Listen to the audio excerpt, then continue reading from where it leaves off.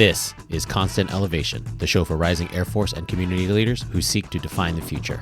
Learn powerful work and life tactics to tackle any challenge. I'm your host, Gabriel Gabrock Avila. Let's go.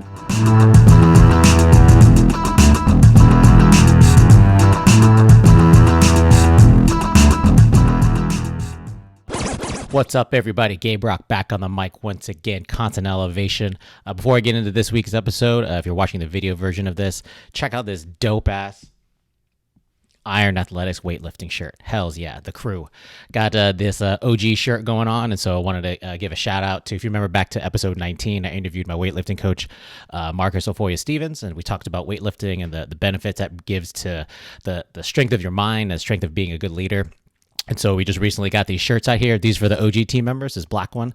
They are doing a pre-order now for a gray version, not the specific version. It's going to be a little bit different. I'll put an image in the video here. But if you check out the episode description, I'll give you the links and how you can do a pre-order. And so it'd be really cool if you could support a local business owned straight out of Hawaii. So shout out to Marcus, shout out to Brad, really, really good coaches out of Hawaii, and proud to be part of the Iron Athletics weightlifting club. So cool. All right, so if you remember last week's episode, I talked about, I started off just saying, it was kind of funny. It wasn't really funny, but my wife was out of town, and so, she did a great job of taking care. She successfully made it safely back from North Carolina, and but now, not only is she gone when I'm recording this episode, so is the rest of my family, minus my dog, Sally. It is only me and my dog, Sally, holding down the fort here because my family actually safely flew out to Arizona. And so we had this planned back in March where we had, we were going to take a calculated risk that we wanted to go back home. And all of us, that was going to be the original plan. And then what happened was that local leave policies and the state of the world kind of changed. We were banking that. Just imagine we bought the tickets back in March, April timeframe. And so we're kind of hedging our bets. I'm like, well, I really think by the time the summertime hits, we should have all the safety precautions in place. We should be able to travel safely and then make sure that, minimize our contact with everything. We did ended up getting a straight shot from BWI to Arizona. So that was really good. And the airlines itself and everything seemed really safe. And so at least we were taking our own safety precautions as well, because we have the personal responsibility to fly safely with our kids as much as possible. And so they are safely in Arizona. And I'm very, very happy that they made it there. But I'm not. So what I'm going to talk about this week is something it's been bothering me a little bit. And obviously I'm a little bit jaded because I want to be in Arizona spending my vacation time with my family. This is actually only the second family vacation that I have not accompanied my family on. And the first time is when I was deployed. They took a family vacation to Disneyland. So that makes sense though, right? It's like I physically can't go with you because the duty calls me otherwise. But for this one specifically, there's no duty holding me back. There is just a local leave policy. I kind of walk you through the anatomy of what's going on and some of my thoughts about how it's an interesting perspective because I'm not in a leadership position where I get to make certain calls. I don't have a C prefix. I'm not a sitting commander. I'm a staff officer. And so I'll kind of break this down. So late in May, I should say, right before Memorial Day weekend, is where our leave policy here at Fort Meade and JFH Doden kind of went to the opening of the states of phases, right? And so if you reach a phase 2 or phase 3, then that's going to open up this idea that you can actually travel to these states. So that policy, we adopted that policy. And I think it didn't make sense, especially when it applied to leave, because that policy was really meant for official PCS travel, right? And so, or if you're going to a school or something like that, if you're on official business, that policy and those states being greened up and being able to travel to, that's where that information came from. But for whatever other reason, we adopted that to apply to our leave policy, which gets kind of weird. And so fast forward a little bit, we're coming up into the 4th of July weekend. And it's like, hey, so is anything going to end the week before that? So 29 June. Not the week before, the week of 29 June, the Secretary of Defense published a letter stating that there are no more leave restrictions. And so they're removing that previously attached green states for official travel, that there are no leave restrictions. It all goes down to the unit commander level. And it must be any leave taken will be approved at the local unit the local unit commander level. And so when you're sitting on a staff, we're trying to figure out like, so who does unit commander apply to? Obviously, our unit commander is a 3-star, but like surely all of our leave requests cannot go up to her. There should be downward delegated down to maybe a current first O6 in your chain, or I get it, find a reasonable adult that can sign off on this leave, but we should not place this huge amount of admin burden on our 3-star. So come up to the 4th of July weekend, I'm talking to the senior enlisted leaders. I'm like, hey, so not only for myself, because I plan on going to Arizona, but we have other people who want to take some family trips outside the 100-mile radius. And so that was the established distance that was also established. And so that was the established distance that was also established. Like you're only allowed to take leave outside or within 100 meters or 100 meters. That's a really short leave radius, 100 miles. And so that 100 miles though was established early in April, but it made sense, right? When the COVID-19 was kicking off. And so we wanted to really, really restrict movement of people and everybody, that was the whole stay at home order and all that kind of stuff. So at that time, that policy made sense. Fast forward, so SecDef releases the letter and we are no longer leave restriction. So I'm asking, like, what is the policy? Because I'm trying to find out, am I going to be allowed to, or what is the process to accompany my family on leave? Because I feel like at that time, Arizona was on a downward trend. And then there's already enough safety precautions, both for the businesses and for myself and for my family, that we can make this work. We can safely travel and make sure that we reduce risk as much as possible to try and attract COVID-19 and go spend our time that we want to with our family. We just happens to be in Arizona. And obviously that's way further than 100 miles. So the only update that came was that they expanded the distance to 250 miles. I was like, that's okay. That's not Arizona, but where did that number come from? And I still don't know where it came from. Kind of looking at what's within 250 miles of Fort Meade area. So you can go to Philadelphia, you can go to Norfolk, you can go to New York City. So there's really some places where we could go if we wanted to. So there is no leave restrictions. If you want to take leave, you can. You just cannot travel further than a certain designated distance. And in my head, I'm just like, well, I don't understand. Does it make people feel better? Like expanding it to 250 is just I don't know where that number came from. So it doesn't necessarily give me any value. So then it became a thing of, not that any leave needs to give me value, but it didn't make sense to me. So then it came to a point where, well, we're going to release some guidance that's going to remove all the restrictions altogether. But in order for you to take leave, you're going to have to walk through this entire process with your supervisor and make sure that everything is accounted for, of how what mode of travel you're going to go, what path are you going to go. Do you have a backup plan, whatever it is? How are you going to quarantine when you come back, depending on where you go? And it's like, wow, that's a lot of, okay. Whatever process you want to tell me, I will do, because I want to get this process done, because I want to accompany my family on leave. So that's theoretically this week. No policy to this date, since I'm recording this. This is Tuesday. No policy has been released yet. So we're still under we only are allowed to take military members. This is an important part. Military members are only allowed to take leave up to 250 miles. If you're a DoD civilian, you can take it wherever you want. But you have to, depending on where you come back from, may have to self-quarantine for 14 days. Not a big deal. That there's smart ways to do that, but you allow that freedom of maneuver. You allow we're in this constant balance of morale and mission, right? And so our mission has not stopped, can't stop, won't stop at JFHQ Doden, and I'm very, very proud of that. But like, there's definitely only a certain portion of the workforce has been doing telework. So we're going in, or half telework. So I go in for the first half of the week and I telework the second half of the week. And so at a certain point in time, like anybody else, like you're just going to take leave. But like what my recharging usually involves going to somewhere else. We're a very fortunate military family where we try and take advantage of the local things going on. If this was a regular summertime with no COVID-19, I would have already gone to a BTS concert with my daughter, and I would have already seen Hamilton live in theater with my son. We watched Hamilton on Disney Plus, hella dope. Very, very happy to watch that video, but it's not, obviously I would have loved to see that live. In any case, so I have all these policies that keep me here, and I don't understand exactly what is some of the leadership logic of why. And I'm just sharing my thoughts. This is not the official stance or whatever it is. This is just my personal things of what are we trying to get after here. So in addition, there was a letter that they wanted to get signed. This is Wednesday before 4-day weekend. And this letter came out in an email like, hey, all the military members need to sign this letter. Like, what's on this letter? Well, it says if you're going to take leave within 250 miles, that you understand that you must adhere to social distancing rules, wearing a mask, whatever the local CDC policies. And I'm like, okay, yeah. Why do I have to sign a letter for that? That doesn't make sense. And then the way they formatted the letter is it's like memorandum for record on these dates I plan on taking leave. I'm like, well, I'm not taking any leave on these specific dates or within 250. This entire letter doesn't make sense. Why am I signing this?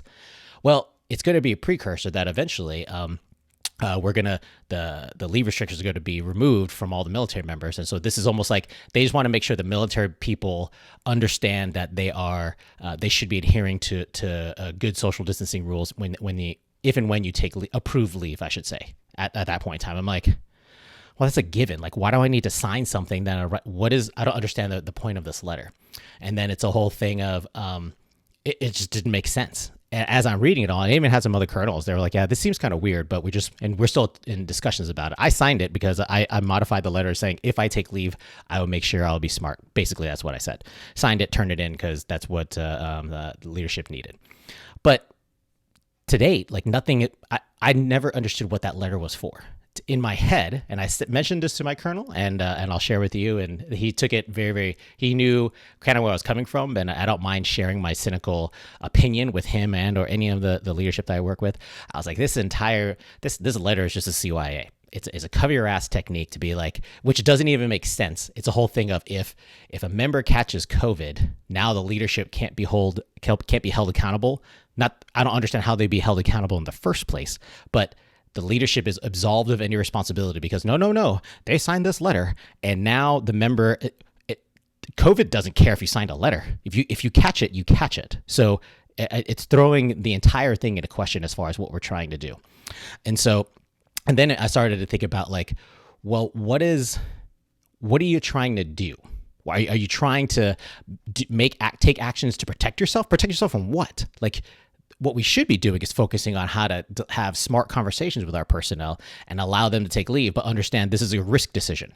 So in addition to, this is just theoretically, if they do remove the leave restrictions, there's going to be like this form that goes over the entire process of your leave. Like I said, it's almost like going over a trip itinerary if you're going to be deployed, or what I also equate it to is like if you're doing a feedback with a subordinate, the ACA form gives you like an interview style that you just, as long as you follow the checklist, you're gonna hit everything. So I'm like, why do I need to do this checklist? Like, what if I just have a smart conversation with my supervisor? And it's like, well, that's just going to be the whole thing to make sure that everybody knows what they're doing. And I'm like, who's saying we don't know what to do? Why all of a sudden? And it's only the military members as well. Another interesting fact, where I work at on a staff, it's all field grade officers and senior enlisted for the majority, like 90-something% of us. It'd be one thing if we're talking about airmen who are, young airmen just coming out of boot camp or something like that, or, at a squadron level. And it's like, no. We definitely have to have some not over cautious things, but we need to have very, very direct discussions with them. I'm like, yeah. But like, have the discussions. Don't force everybody to do something that because you just want to be safe. Like you're adding a bunch of administrative work that's probably unnecessary. Because again, if you catch COVID, none of that paperwork works. COVID doesn't care. Doesn't care if you have a signed and notarized thing, double stamped by your mom and your grandma. You're just going to get COVID. It doesn't matter. So what is the point of this letter or this process and all this stuff? And so I started to think about like how, because to be honest, I started feeling like, why am I being treated like a kid? Why am I being treated like not so much, there's one thing to be treated as a junior enlisted or junior officer kind of thing, but like, all of us are we're field graders and we're senior enlisted. And like all of a sudden our responsibility, you're assuming that I can't do anything smartly or safely, which I think is wrong. And so kind of drew me back to the point where when I was squadron commander, I was never the one right before a long weekend or right before, people going on leave or something like that, where I have to get in front of everybody and remind people to be, and kind of tell them like, hey, make sure you tell your plan with I expect all supervisors to talk about if their subordinate is going to go on leave, understand what's going on, make sure they have a safe plan. If they're going to go out, make sure they have a DUI, or not DUI, have a designated driver.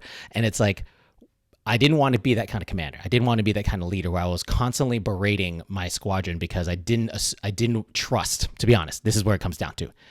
I think we have a trust problem, especially with this COVID-19 stuff, because somehow the COVID-19 infections is going to become a weird measuring stick or a scorecard for a successful command tour. That doesn't even make sense to me. Like it's kind of like the whole idea of if you get X number of DUIs or X number of drug cases, you're a failure as a commander. Like, no, that's not a, in my head anyway, unless someone can by all means educate me. That is not the right metric we should be using to measure a successful command tour. Stuff is going to happen. If someone is an idiot, they're going to be an idiot. You're going to be stupid, and they're going to get caught in doing something stupid. Your job as a commander is to make sure you hold them accountable to what exactly happens, and that's okay. I would hang out with my airmen and hang out with people, and I would genuinely ask to have just generic conversation. Hey, what's going on the weekend?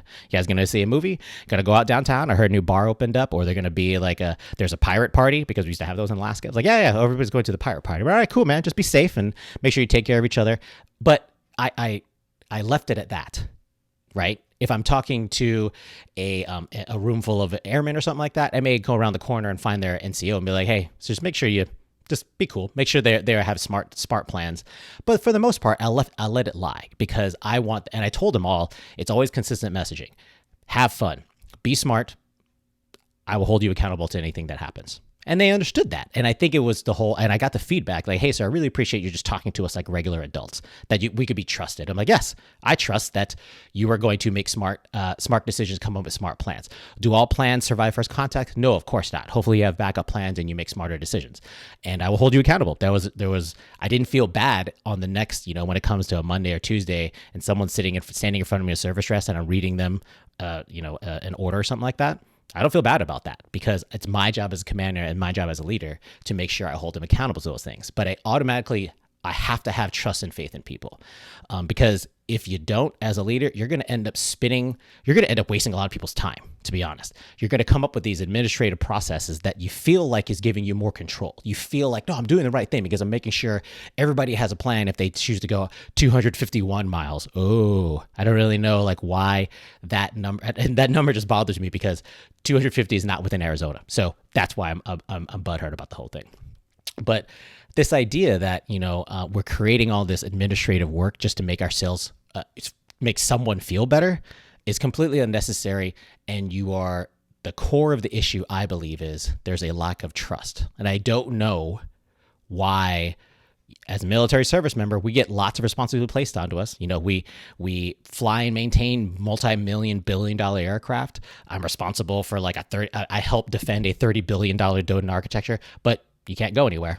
I don't trust you go anywhere, so I'm going to restrict your movement and make you do this ridiculous process to make sure that if you do go out in there, that, again, this is my perspective, I'm not going to be held liable if you make a mistake. I'm like, well, I would never blame you. I'm the one accepting the risk if I choose to go anywhere, right? I have the same risk if I go across the street. If I go 50 miles to a Target or a Walmart, like, you don't check on those. That doesn't make sense. So if I exceed a certain distance, now all of a sudden you want to see a plan. But I could while out within I can go to some restaurant or whatever it is and start go to Ocean City and just kind of while out on the beach. But you don't care about that. You don't want to know a plan for that. But if I go 251 miles, I have to do this entire process that, in my opinion, doesn't add any value. And so that's been kind of stuck in my craw. Again, I'm emotional about the whole thing because I didn't get to accompany my family that's going to Arizona. I know they're having a good time. My wife already sent me some pictures of the kids enjoying the pool, and they're staying at god awful hours and hanging out, and as they should. That this is we're very, very fortunate enough to where there's always going to be a family reunion during the summertime. Grandma's house in Arizona is grandma's house. That's their home. And so I want to make sure as the military member responsible for moving them all the damn time, I want to make sure that they can spend time with the family as much as they want. So because they're going to come back, theoretically, they're going to come back here and start up the next school year, next year in August, whatever it is. But enjoy your summertime because that's what summertime is for. And again, we're fortunate enough in order to fly home to Arizona every summer and figure it out. And also Vegas sometimes to visit my mom too. So, but I don't understand where this lack of trust is. Okay. So my advice to you guys is trust in your people. Lead your people and trust that they're going to make smart decisions. That also involves that you actually have to know your people. You have to set them expectations and treat them like adults, treat them like leaders. Be like, hey, here's all the safety precautions. Take it seriously, but don't overburden them. Make sure you're having conversations with them. Be like, here's the smart things we need to do. I'm going to be here. If something gets kind of weird, know how to, if you go to a place and it's too crowded and you feel uncomfortable, get out, punch. Like, just don't be there anymore. There's no reason to expose yourself to additional risk. And I trust you to make those decisions. That's the kind of military, that's the kind of organization I want to be, where I can have trust at multiple levels to be like, there's enough people who are going to be vested interest to take care of our most valuable resource, our people, that they can trust that we're going to make smart decisions and find that balance during these interesting times that, yes, I can recharge with my family. I can actually safely travel because there's an entire industry and multiple companies that want me to use them safely. So why don't I do that safely? And I have my own personal responsibility to have my own mask, to wash my hands and not touch anything, to like just be smart about it. Don't assume that I'm not smart. I won't do something smart because just because one person shit themselves, everybody shouldn't have to wear a diaper. Write that down. Okay. All right. So that was my thoughts for this week. I do plan on, since the fam is gone, I plan on recording a little bit more content, and I'll still aim on publishing every week. But that being said, if you have any comments, please hit me up on Facebook. If you want to put some comments here on the YouTube video, I'm still trying to work on how I can do these things, but it's been fun, and I enjoy doing the tech refresh and looking up new stuff to come up with new content. So until next week, I'll talk to y'all soon. Stay safe out there. Peace.